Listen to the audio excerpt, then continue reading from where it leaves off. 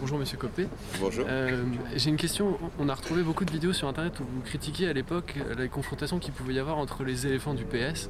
Vous êtes à leur place aujourd'hui ? Bah écoutez, c'est un peu différent quand même, au sens où c'était à l'époque des primaires socialistes. Là, nous ne faisons pas des primaires, nous élisons le président de notre parti au suffrage universel des militants, pas des sympathisants. Voilà.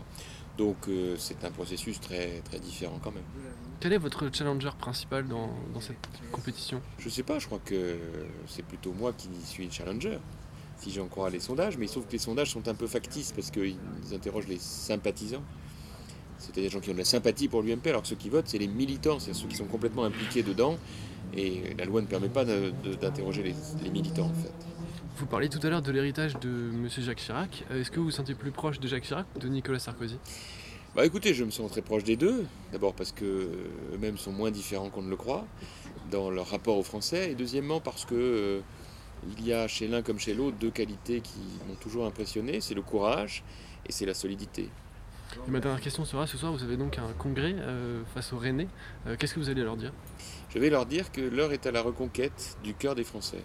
Et dans mon esprit, cette reconquête, elle va se faire ville par ville en 2014. Et que pour cela, il faut un parti, l'UMP, qui reste la dernière force d'opposition dans ce pays, puisque les socialistes ont tous les pouvoirs, qui est la seule force capable d'en appeler à la résistance, d'en appeler à la mobilisation face à ce qui se passe à gauche, et les décisions de M. Hollande qui sont des décisions catastrophiques pour la France, puisqu'essentiellement fondées sur des hausses massives d'impôts qui vont casser la croissance, casser le pouvoir d'achat et casser la compétitivité de nos entreprises, à un moment au contraire où il faudrait se mobiliser. Quel pourrait être votre avenir politique si vous n'êtes pas élu à la tête de l'UMP ? Oh, je ne me pose pas du tout cette question.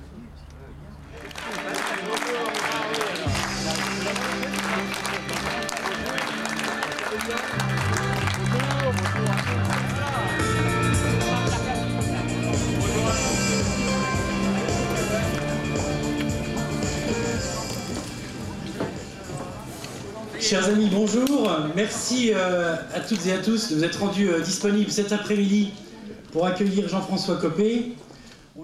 J'ai pu compter sur ton soutien indéfectible, tes qualités d'organisateur, ton dynamisme, ton enthousiasme, ta fidélité sont de grandes qualités dont l'UMP ne peut pas se passer pour 2014.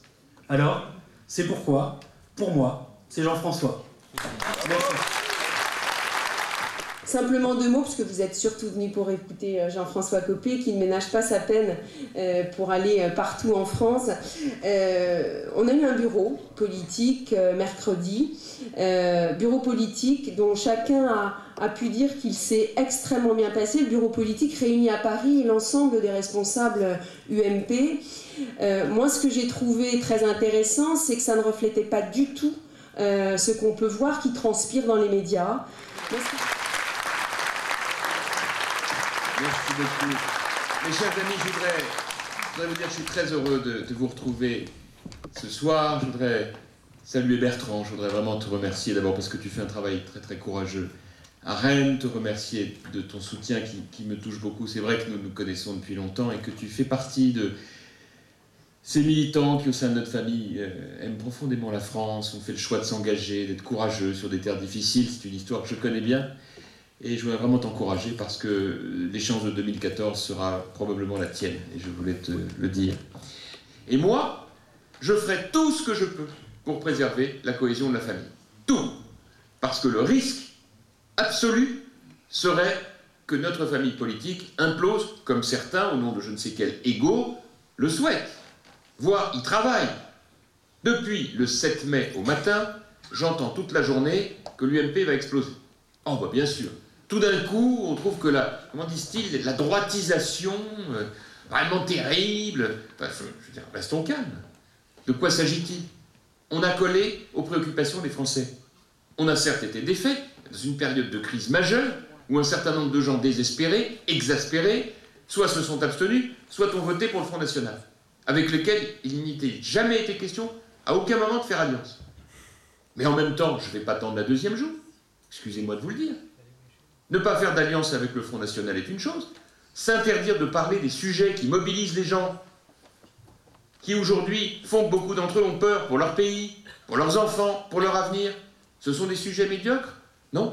Et moi, maire de Meaux, maire d'une ville qui est le reflet des difficultés de la France d'aujourd'hui, conquise à la gauche, je ne vais pas m'excuser d'entendre et d'être le porte-parole aussi de ces angoisses-là, par rapport aux questions de dérive fondamentalistes islamistes, par rapport aux questions d'immigration clandestine, par rapport aussi à des questions de valeurs, le travail, la famille, le refus absolu de l'assistanat, auquel je préfère la solidarité ou la générosité. Enfin, toutes ces questions sont des questions majeures qu'on ne va pas s'excuser de traiter, au seul motif qu'à chaque fois qu'on les traite, on dira « ah ben, vous vous droitisez ». Non, on parle des problèmes des Français, excusez-nous. Et donc, quelque part, je ne vais pas non plus, moi, aller appeler nos amis à voter pour le Parti Socialiste quand ils sont face au Front National, alors qu'ils sont alliés, eux, avec le Front de gauche de M. Mélenchon, qui n'a rien à envier au Front National.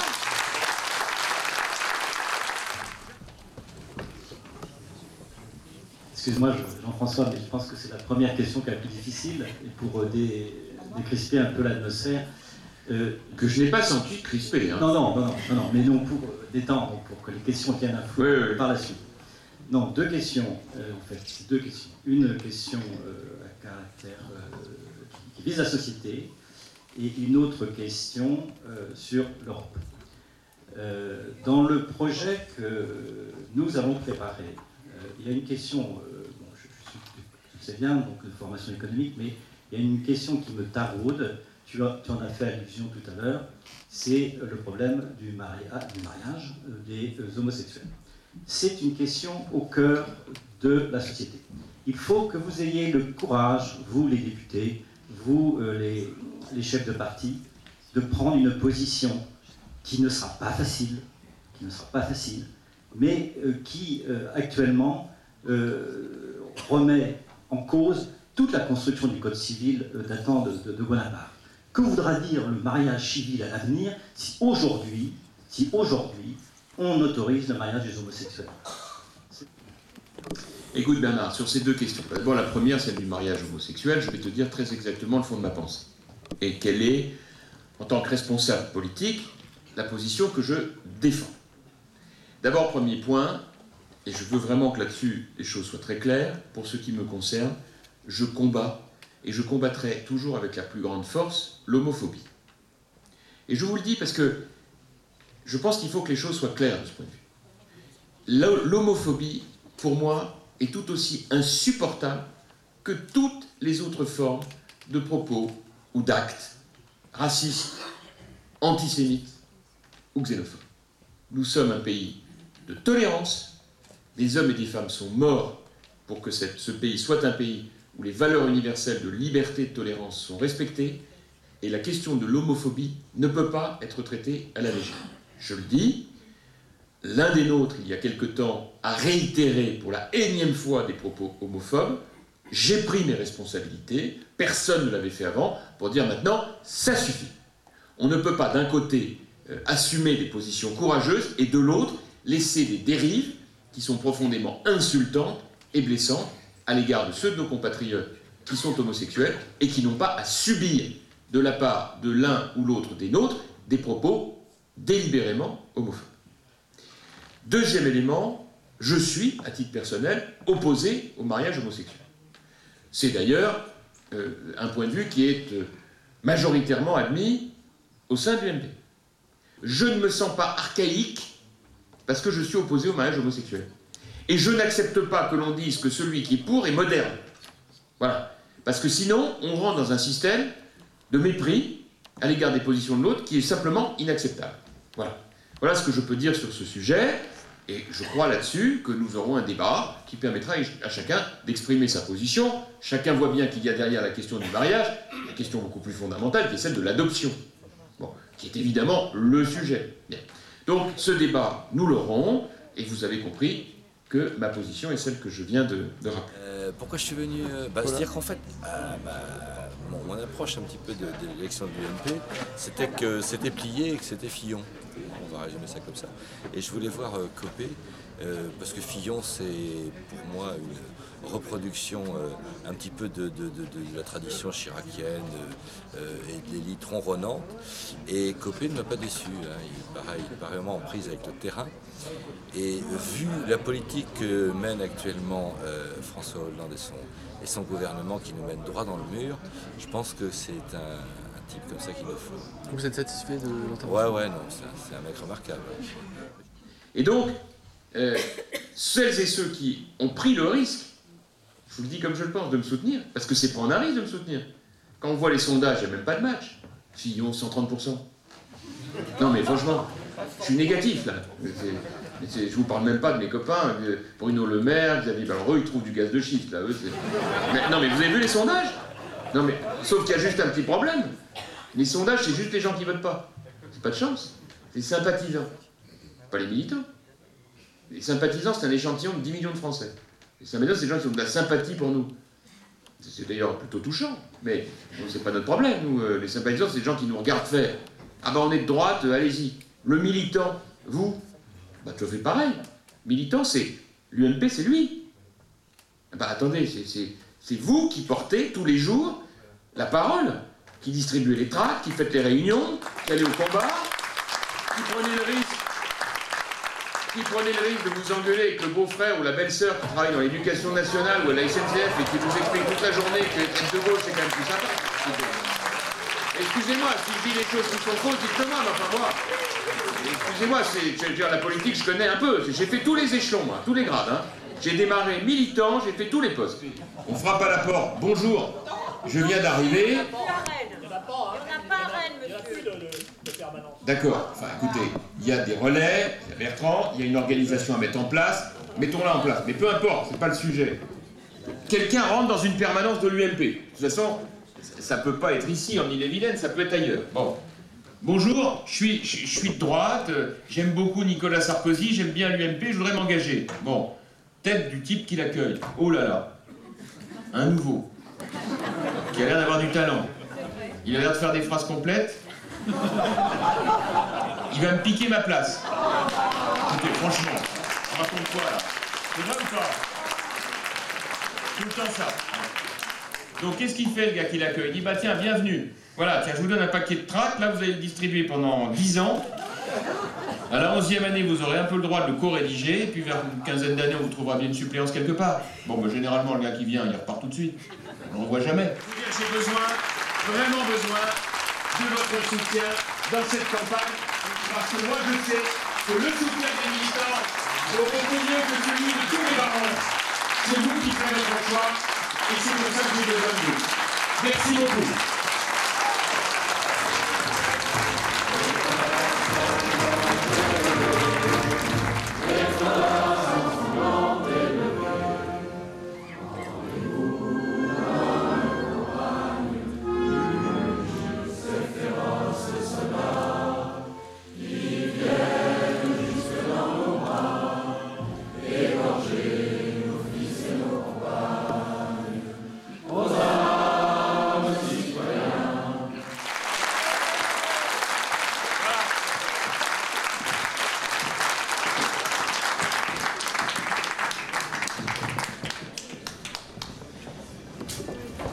Merci à vous tous. Hein. Merci, aidez-nous, mon frère, soutenez-nous. Exactement. On se sent avant de vivre. À bientôt. Bah, si, à bientôt à tous. Hein. Au revoir. Merci à vous. Aidez-nous à préparer, parce que... Ça va? C'est gentil. Délégué Rennes Centre. Ah, merci. Bon courage sur Rennes. On va en reparler. Hein. Merci. Hein. Merci beaucoup, madame. On vous aime beaucoup. Ouais, vous êtes gentil. On vous soutient. Merci beaucoup. Hein. Merci à tous. Merci beaucoup. Allez, à bientôt. Merci à tous. Hein. Merci beaucoup. Hein. Ouais, vous inquiétez pas. Vous inquiétez pas. On est là. Merci. Allez-y. Oui. Quelqu'un peut prendre une photo avec... On voit la réussite. Oui. Voilà. Allons-y. S'il vous plaît. Au revoir, madame. Oui. Oui. Voilà. Merci à vous. À bientôt. Et merci de votre soutien. Hein. Au revoir. À très bientôt à tous. Hein.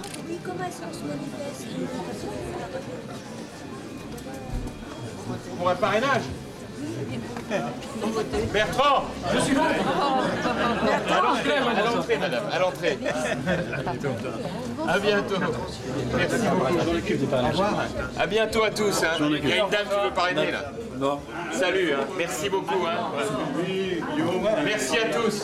Au revoir, à bientôt. Hein. Merci beaucoup. À bientôt. Mais si, bien sûr qu'on peut parrainer. Si, je m'occupe des parrainages. Voilà. Vous allez rester à bientôt. Je m'occupe des parrainages. Oh, bonjour monsieur. Salut gars. Mais oui, absolument.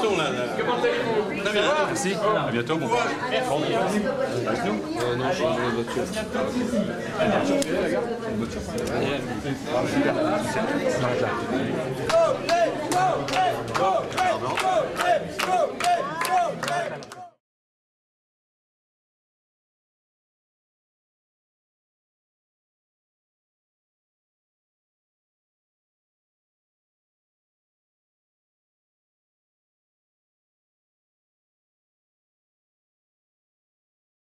Oh, papa, papa. Oh, eh oh. Oh, eh oh, vous êtes sur l'espace public, vous êtes sur l'espace public. Oh, tout de suite, oh, tu te calmes, tu me lâches là. Oh, tu me lâches là, tu fais quoi là? Oh, tu fais quoi? Lâche-moi. On est sur l'espace public là. Lâche-moi, on est sur l'espace public. Tu me lâches. C'est bon. C'est bon. Souris. Souris. Ne faites pas non plus de la provocation. Non, je suis venu filmer sur l'espace public, il est venu pour m'attraper, je suis désolé. Je peux rien dire, je suis désolé. Il y a des témoins là, ok? Non, faut prendre d'où ça vient. Ok, d'accord, ça marche. Non, mais il faut prendre d'où ça vient. Prends-le d'où ça vient. Ça mérite même pas.